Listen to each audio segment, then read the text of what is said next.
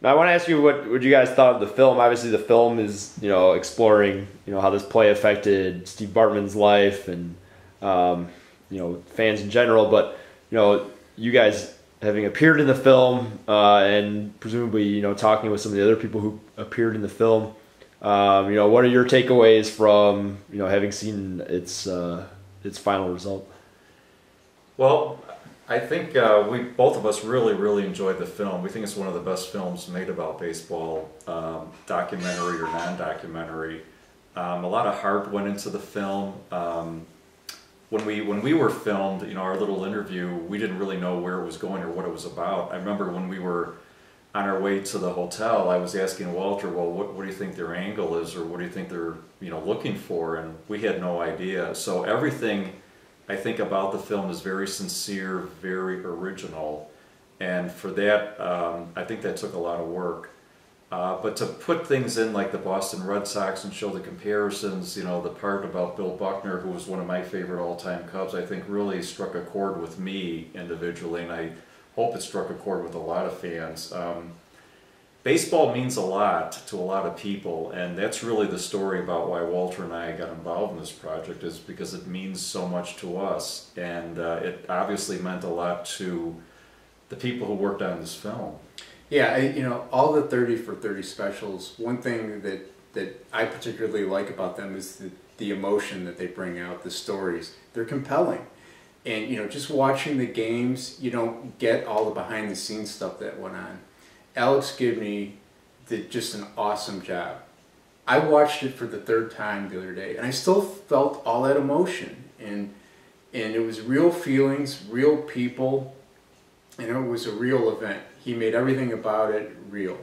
And to this day, it's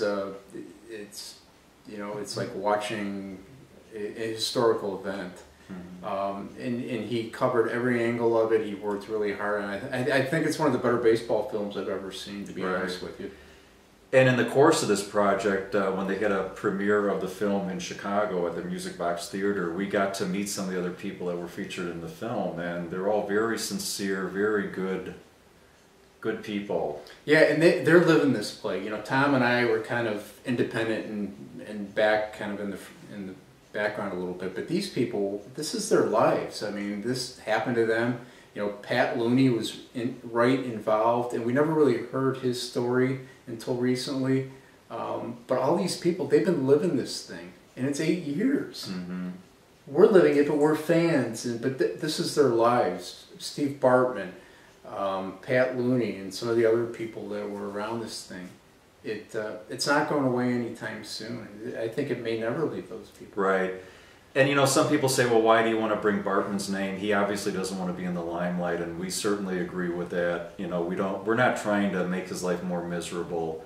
Fact is, he's in the limelight. The play is in the limelight. It's part of history, and really, what we were trying to do is just put some finality to it. Put what we thought was the correct analysis of the game and the call, and kind of come to some conclusions. And one of the conclusions is that Steve Bartman did what a lot of other people who were sitting next to him tried to do at the same game. And we think there's a chance that he may see the movie and our little role in it and pick up our book and read it, and he may say, yeah, those guys finally got it. Mm-hmm. Why didn't they call interference? If they would have just called interference, my gosh, had I interfered a little bit more, I might have been a hero. They would have called the batter out. Right.